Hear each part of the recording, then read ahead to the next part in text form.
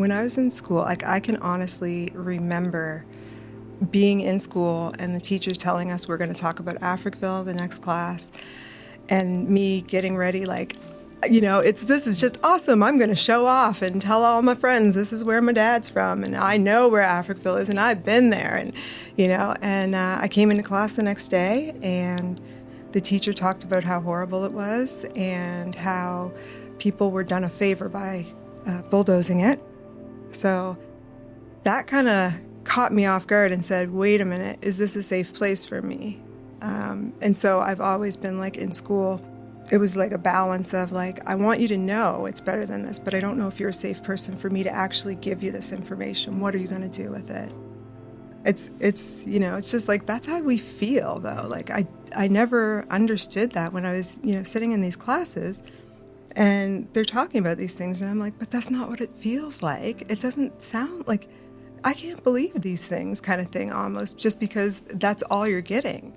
And it's hard to believe that we'd have such beautiful reunions if it was so horrible. Why is everybody going down here and having so much fun and talking about how they miss this? And why are all the kids asking if we could live at Africville?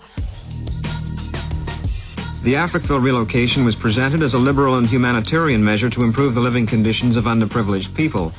What went wrong? They cheated us, and I'm one that was cheated. We didn't have to move into the city to have beautiful homes. We had beautiful homes in Africville. If you don't move at a certain time, we'll bring out the bulldozers and push your shacks over. It's time that we looked at them wrongs and righted them. I know we'd all fight to get back out there. We still call it home. Can we get you to end on the note of, let's hear Africville Forever? Africville Forever and a day.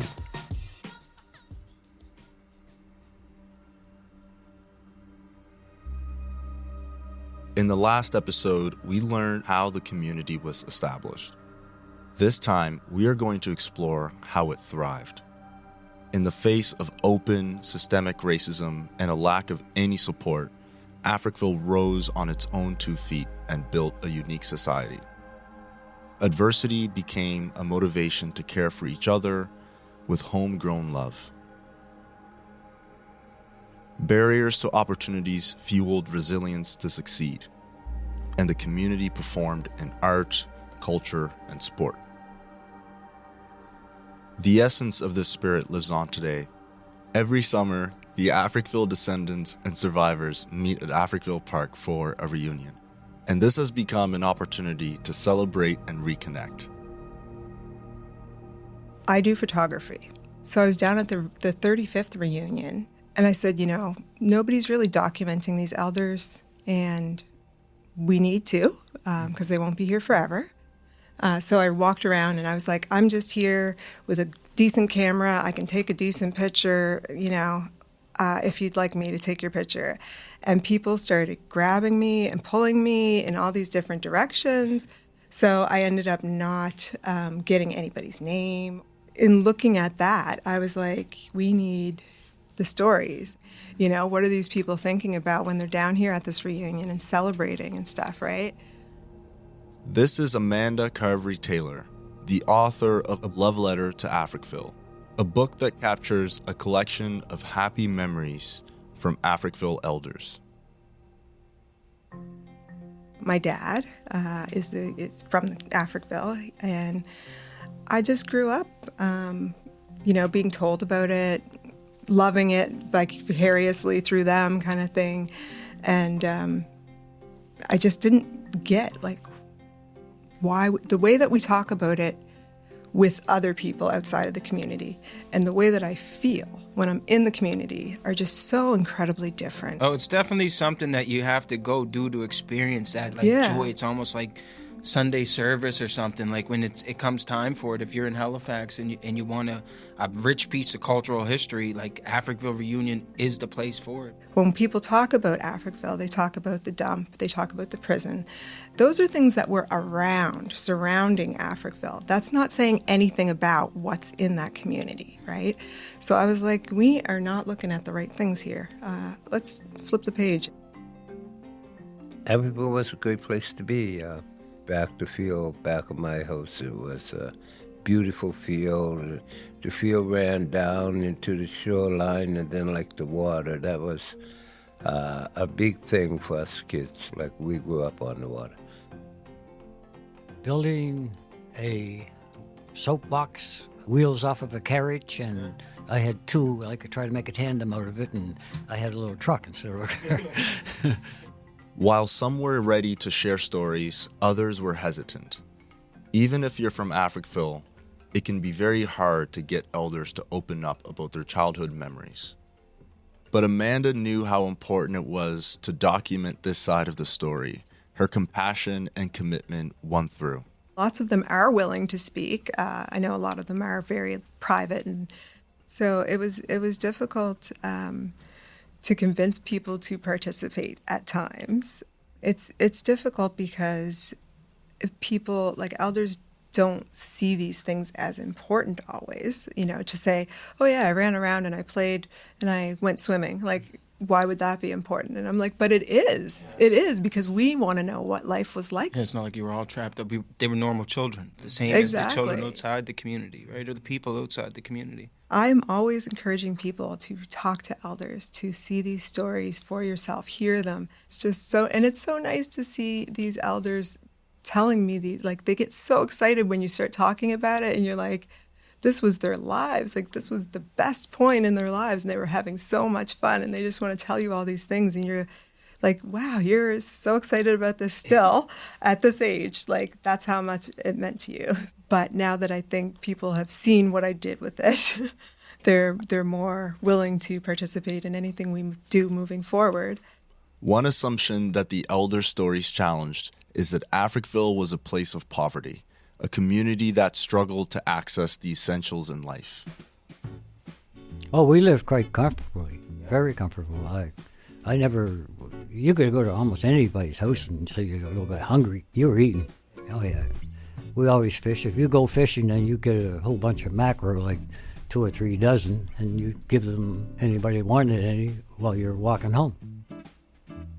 One of the things, like, I always hear about poverty in Africville and how poor they were in the shacks and stuff like that. In looking through people's pictures, like, that didn't make it into the book, I've seen, everybody on Sunday dinner with their fine china and white gloves and, the whole dresses and hats and everything. It was beautiful. It was so beautiful. You never, ever went hungry in Africville. Like, it just wouldn't happen, so... And they were, like, they had so many stores. They had, I didn't even realize they had 4, corner stores. People would travel. They'd canoe across from Dartmouth to go to the stores. They had barbers. They had, animals, plants, like everything you could imagine. Totally self-sufficient. You could always go to the ocean and get food. Or, there was always a neighbor with a garden. They didn't have to look outside their community. Your neighbor always had something, whatever you needed. Even things like childcare. If you needed to go to work and you don't want to leave your child home alone, you can say, yeah, just check in with so-and-so and you go over to this house or whatever and everybody's taken care of. Parents can go to work and relax. Like, we don't have that anymore at all. Even elders, disabled people, they'd have them on a schedule of who's dropping what off at what time and everybody's taken care of, That's part of the value of Africville. Like when we talk about the wealth, we lost that. And that wealth was an amazing incubator for innovation. I was very surprised to hear how many businesses there were in Africville. I didn't see Africville in that way before doing this book. But it was so interesting to me, to find out, you guys are so self-sufficient. This is so easy to live here because we have everything at our fingertips. Everybody working together, it's just so much. Why do you stay here? What are the attractions to you? Well, attraction is fishing and boating. You're right on the water, of course. That's right. Yeah. Joseph Skinner, railway porter, and his Africville neighbor, Mrs. Emma Steep. What else now? Well, atmosphere. We're free here. We're not continuing with this. We're not mixed up with this environment of prejudice or anything. We're people by ourselves. You don't feel that you're sort of segregating yourselves by continuing to live here? No, we're not. We mix with the people. We go town shopping. We've got a shop in town. All our business is done in the city. There's one thing in this, when you're in this country and you own a piece of property, you're not a second-class citizen. That's why my people own this land. They work for it, they toil for it, and they work to get this little piece of land that they own, and they try to hang on it.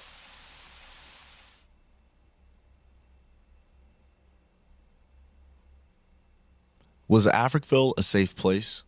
To an outsider, viewing this small black community from a perspective of prejudice, it may not have seemed like a safe place for them. But in reality, there was nowhere safer.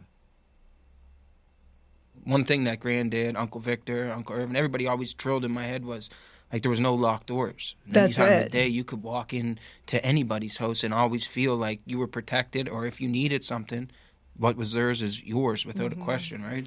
Yeah, my aunt, I asked her about it once, and she said, why would you lock your doors? Your neighbors might need something, and you might be sleeping. And I was like, well, usually that wouldn't happen, but okay. But it's crazy to think, like, in a place where the outside world always casted that negative light within the community, everybody agrees of how safe and open, and it was just the place to feel welcomed and protected, right? So yeah, at the end of our interviews, I'd say, can you give me a little summary or a word, like, what is your feelings about Africville? And every single person said it was safe. They've never felt that safety outside of the community. Even like at the reunions, I've let my child run around, out of my sight, no, not a care in the world, because I'm like, oh, they're with cousins. They'll be fine. And they come back and somebody's holding their hand saying, whose kid is this one?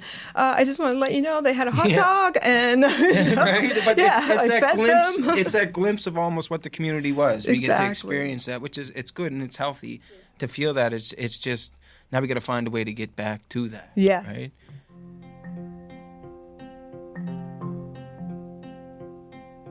Sundays was wonderful because everybody was cooking Sunday dinner.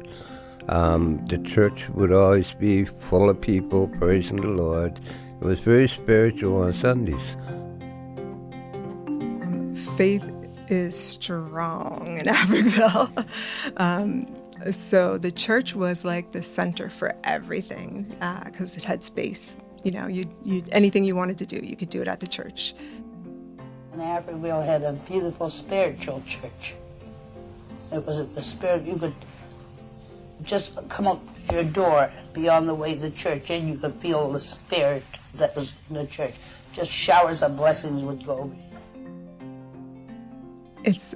I've heard so many stories about how, like, the older kids would be on the younger kids, like, when are you going to get baptized? When are you going to give your heart to Jesus? So it's like all this pressure constantly to be good, to interact these ways, to follow, have faith, things like that. And then, the church was where everybody came to have services for people out of town. Like, there's always celebrations, so it's where you go to see people, where you go to visit with people, and the music. That's it. Yeah, we had lots of singers down there, and they are amazing. And it's just like everything was a celebration, all of it. Joy. Exactly. It's like so much fun. Even it's just some little conference, but we're going to have a ball with it because there's going to be a bunch of people here, staying here. We're going to have a bunch of food. We're going to be singing and dancing and having our faith together, praying together, and that just feels good. Just to touch on that, like on the cover of your book, I don't know if through your conversations that when you spoke to people, like the baptisms that did occur in Halifax, in Africville, it was remarkable. And I don't know if any of them shared with you their knowledge of the crowds that it drew, the feeling that was there at the time during these, the emotion in the air. They shared a lot about there's a lot of sharing about the church, period. Yeah. But the baptism specifically, this picture that's on the cover, my aunt and uncle and cousin are standing there, Wow. participating in this baptism. And what you can't really tell on the cover version, but you can see a little bit better on the bigger version that's in the book, up on this hill is all white people. Really? Watching. Yeah. So all the white community would come down because the church services were so beautiful, and especially the baptisms. They'd always want to see the baptisms because they were just beautiful. Mm-hmm. And like there'd be a parade kind of through all Africville with everybody in their white gowns and suits, ready for their baptism, and everybody in the community just cheering them on, saying, we're so happy for you, and like this whole performance kind of thing down to the water. And it was deep. It was just beautiful. Not only does it make, like the way that you're speaking of it, make it sound like a special place, but it was also a very special time. Yeah. Like that was cherished by even others outside of the community for how beautiful it was. It was welcoming. It sounds like it was a welcoming place regardless of, skin color. It definitely was. For sure. Yeah, for sure. We hope that you've gained a deep understanding of how lucky people felt to grow up in this community. If you can imagine this happy, giving place as a special place to call home, then it's not a stretch to picture the kind of talent it could nurture. Community leader Irving Carvery has an amazing knowledge of Africville's talent. A lot of good things came out of Africville. A lot of good things. We participated in every great war. Not only did we serve, but some of us paid the ultimate price. Joe Seeley, Juno Award-winning jazz artist. His father, born in Africville. Duke Ellington's second wife was Mildred Dixon from Africville. So they used to come to Africville on vacation. She'd want to come home and visit her Dixon family. And there'd be nothing for Duke Ellington to be sitting in the living room playing the piano and a party going on. Duke Ellington was in Africville. He wrote a song, Claire, for Claire Carvery, right? Mildred's niece. He wrote a song for her. We've had a lot of really, really good talent come out of Africville. These are to name a few, such as Edith Hester MacDonald Brown, the first documented black female painter in Canadian art history.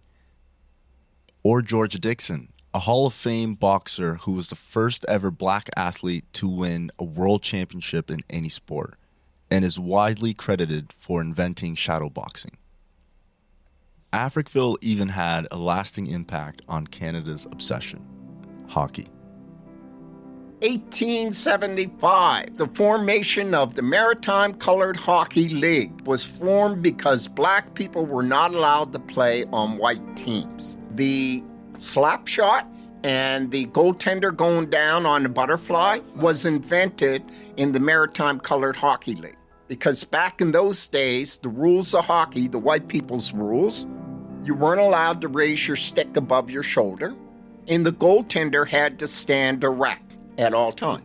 Not in the Colored Hockey League. The Africville Seasides, our team, that's right, won the championship. That's right. Nothing better than that. And furthermore, there were 6 Carverys on that team. Okay. 6 Carverys. I should have had skates instead of Jordans on my feet, obviously. Yeah, you should. But the history of hockey is fiercely contested. Many communities stake a claim in the modern game's creation. Is this the case for Africville, or has the truth been warped by decades of racism? Were these black innovations downplayed?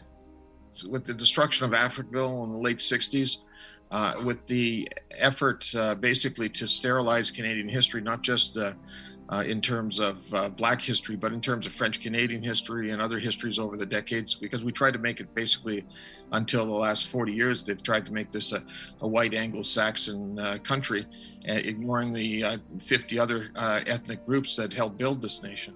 This is George Fosty, co-author of Black Ice. George and his brother Daryl are historians and have a talent for finding untold stories and hidden histories. But when you go to Nova Scotia, the 250 years of Black Loyalist history, which Black Ice is based on, especially the early history is based on some of that story, that is totally ignored through most history books. And that's unfortunate because it's one of the greatest chapters in Canadian history. That's where we came in as historians. My brother and I are Canadian historians. We're from Western Canada, from British Columbia. I grew up in Prince Rupert and spent most of my teenage youth in Kamloops. And we were always fascinated by Canadian history because Canadian history was not being taught. And our grandmother was a French Acadian, and she always told us that there was more to history than what they were telling.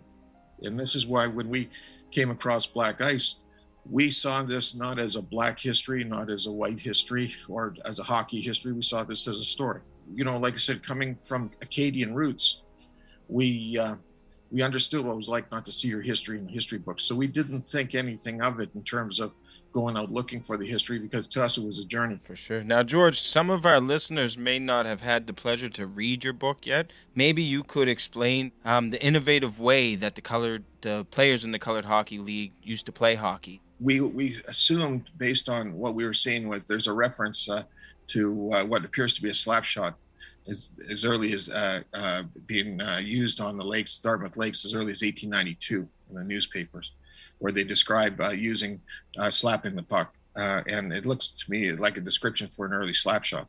But the Colored Hockey League appears to be the first league to bring the slap shot into the arenas. It was a move that wasn't tolerated in the white leagues, our conclusion was they used the slap shot because it was a natural motion, and a lot of these guys were baseball players that played baseball in the spring and summer, and then in the fall and then in the winter they'd play hockey, and most baseball players would swing a stick using a slap shot style, right?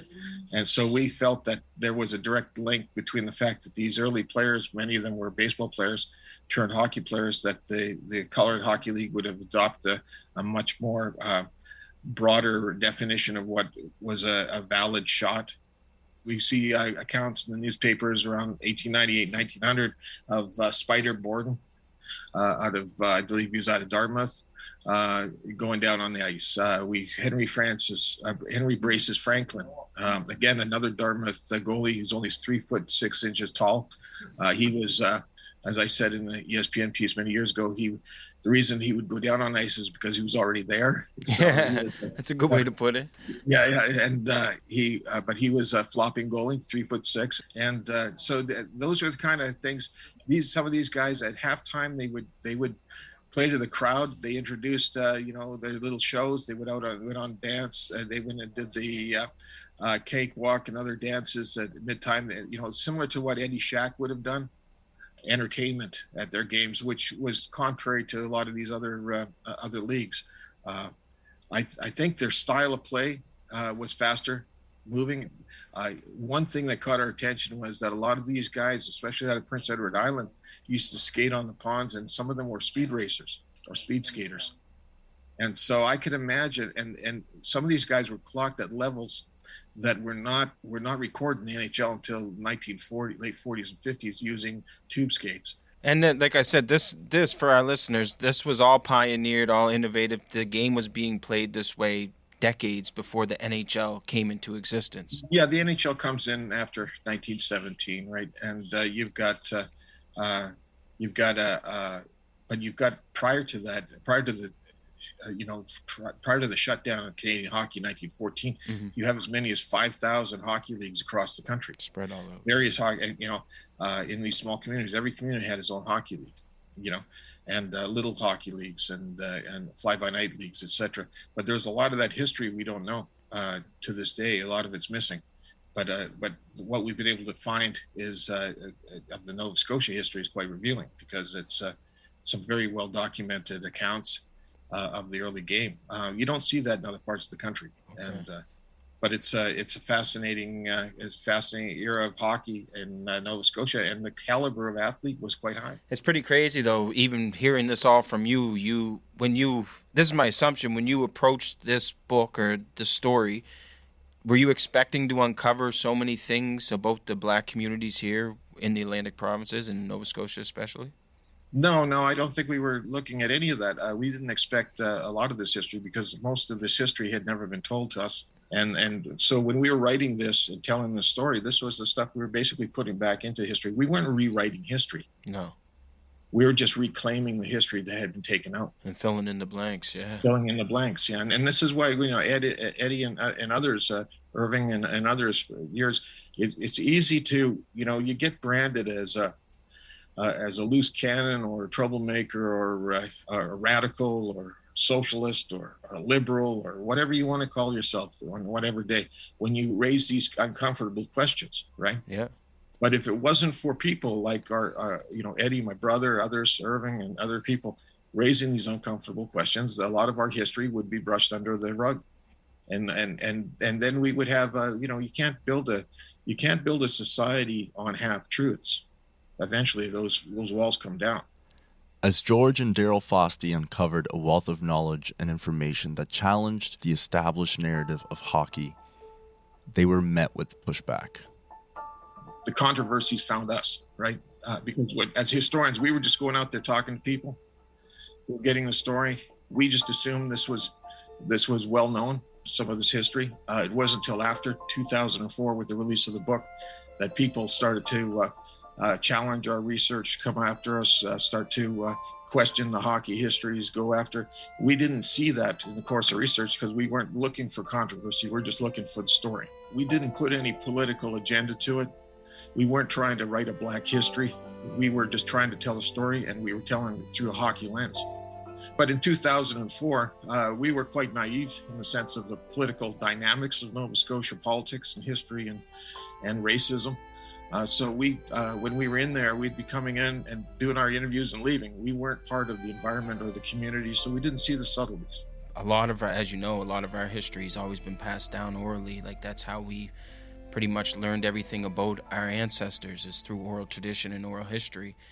We haven't had the opportunity to record our own history or write it down, but there's been several occasions and instances where you could say, deliberately or not, that the archive that we had held, it was destroyed or removed from our possession. So it is a tough battle to really get that factual documentation down so that people can see it's not just spoken word history. Like, these are factual events that have occurred and taken place throughout our history. There's no secret to this, the story. We can see the injustice. We can see the history. We know that there's 165 newspaper accounts on the Colored Hockey League. It's right today. It's the second best documented hockey league in pre-1940 in existence. We know that, outside of the NHL. Yeah. Yet the criticisms keep coming. They keep trying to claim that the Colored Hockey League never existed, or that it was just a throw-together league. Again, it's an effort to undercut it, even though the facts are there. But it's easy to criticize. You see that today. You see what's going on in our history, the rewriting of history to the point where they're trying to remove things from the historical record. We need to be a little more mature in the way we look at our history. Sure, we have an imperfect history, but by destroying it or trying to hide it or deny it, we're just doing ourselves a disservice. We just need to accept it for what it is and move on and go from there. What you have is you got 100 years of thinking one way, and suddenly we're looking at our history, and we're not trying to rewrite the history. We're just trying to tell it the way it actually was. We're trying to restore the history, right? If my father and grandfather and great-grandfather played hockey for Africville, all the gear would be up in the attic in my house. Throughout this episode, you've heard the voice of Nelson Carvery. Nelson's father and grandfather played in the league and featured in Black Ice. And you know how they tore the houses down. I wasn't here. I kept in contact with my father. I'd call him and ask how he was doing. Do you need me there? No, everything's okay. But they just tore the house down. But that would all be... he threw nothing out. Yeah, exactly. Yeah. Everything he had would be in that attic. Well, that would explain why we can't find a lot of that hockey memorabilia. Yeah. Because we know that we see things that should have existed. Yeah. Still can't find them to this day, and we've been searching now for since 1996. Yeah.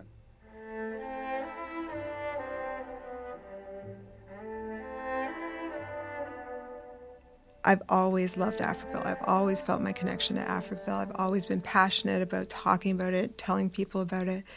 But it really made me connect with elders that I didn't have an opportunity to before. And I just love them. Like, it's just so beautiful to have these relationships, and I can, stop by their house and drop off a cake and say, just thinking of you. But that's the things that changed me. I really am just like enjoying the people. Just reconnecting with the people. Yeah, and it's like you always thinking, I think I know everybody from Africville, and then there's like way more people that you had no clue about, and you're like, oh, wow. Yeah.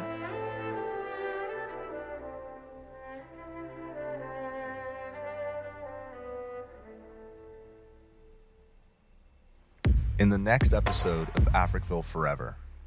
Africville obviously must be redeveloped, and sometimes some people need to be shown that certain things are not in their own best interests and not in the best interests of their children.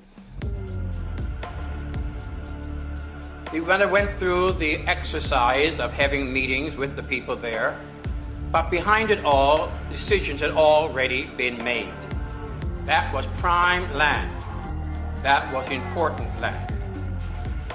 And I remember my son coming home one night, and he said, Mom, he said, the church is gone. And that was done in the early hours of the morning. It seemed to be such a cruel thing to me. Do you enjoy talking about Africville? No, I don't. Why not? Because it hurts me. Why is that, Mr. Steve? Why does it hurt you to talk about Africville? Because it's one of the nicest little communities I ever lived in. And to tell you something, I've been around this world twice. And I've never met a place like Africville. Never. But Mr. Steed, everybody thought it was such a bad place. Who? All the people who tore it down. Oh, the people that tore it down. That's the people that tore it down, the city of Halifax, the authorities of the city of Halifax. They said it was a bad place. That's what they called it. But it was not to us, it was a heaven, a home, a real home.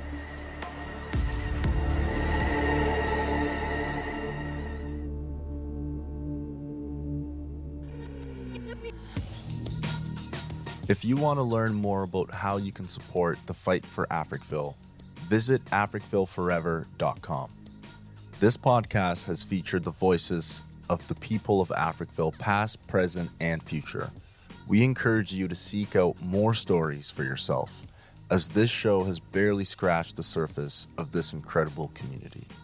There are many more untold stories and those eager to share them. Africville Forever was hosted by Eddy Carvery III and Alfred Burgesson. It was edited by Reese Waters. The artwork was designed by Vanessa Thomas. Publicity and promotion by Nzinga Millar, Mary Gibran, and Alessia Staffieri. A special thank you to Jordan Heath Rawlings and Kala Dudney. This has been a Podstarter production for the Frequency Podcast Network.